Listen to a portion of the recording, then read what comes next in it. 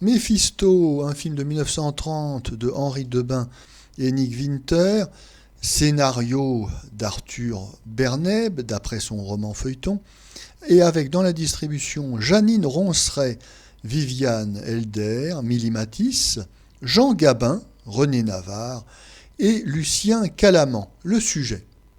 Un soir de noces, un couple de jeunes mariés regagnent leur hôtel particulier à Neuilly. Un terrible bandit, Méphisto, les attend dans l'ombre. Le mari sera assassiné d'un coup de poignard et l'épouse sera enlevée par Méphisto. Il s'ensuivra une chasse à l'homme menée par un inspecteur de police interprété par Jean Gabin.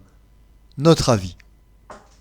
Le roman feuilleton apparaît dans la seconde moitié du XIXe siècle avec le succès de la presse quotidienne à grand tirage.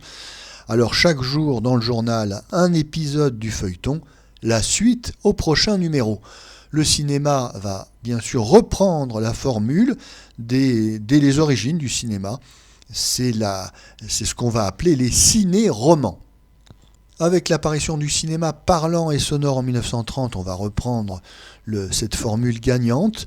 Méphisto est le premier ciné-roman parlant, mais il n'y a que 4 épisodes d'une demi-heure environ.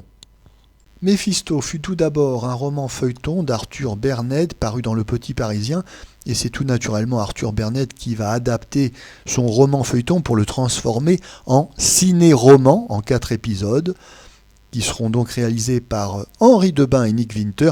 Nick Winter, c'est un pseudonyme. Nick Winter, c'était justement un détective à succès à l'époque du cinéma muet, héros donc d'un ciné-roman de détective.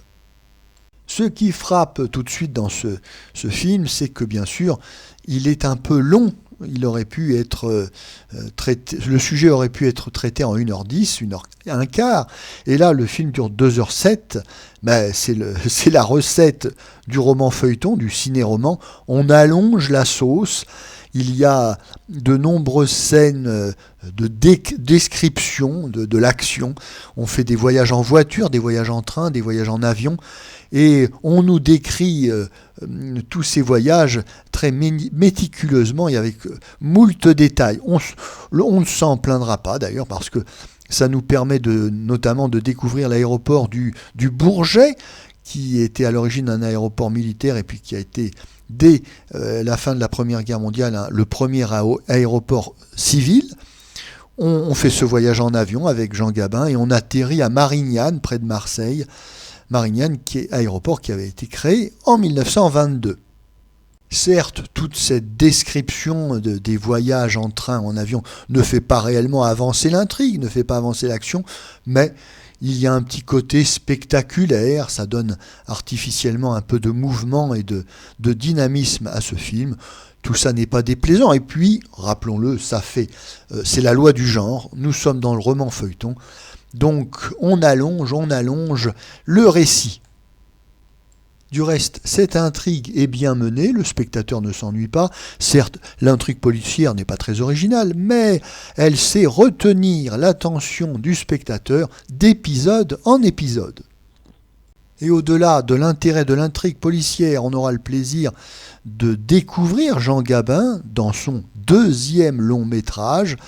Et il faut bien reconnaître qu'il a une certaine aisance, il est spontané, naturel, grande qualité pour un acteur de cinéma. Et puis, comme on dit, il accroche bien la lumière, c'est vrai qu'on le remarque, il est dynamique dans ce rôle de policier. Plus tard, on sait qu'il interprétera Maigret, et ma foi, ses premiers pas à l'écran sont convaincants. Jean Gabin qui interprétera 2 chansons dans ce film. Alors, on est au début du cinéma parlant et sonore, les passages chantés sont presque obligatoires pour prouver aux spectateurs qu'il n'y a pas de trucage et qu'il s'agit bien d'un film parlant et sonore. Et puis après, tout au long des années 30, dans tous les films populaires, les passages chantés sont quasiment obligatoires. Et si dans ce film Jean Gabin est un nouveau venu et représente la nouvelle génération d'acteurs, il aura pour partenaires 2 acteurs qui sont là depuis l'origine du cinéma français. Il s'agit de Lucien Calamant, actif de 1909 à 1965, et de René Navarre, actif de 1910 à 1940.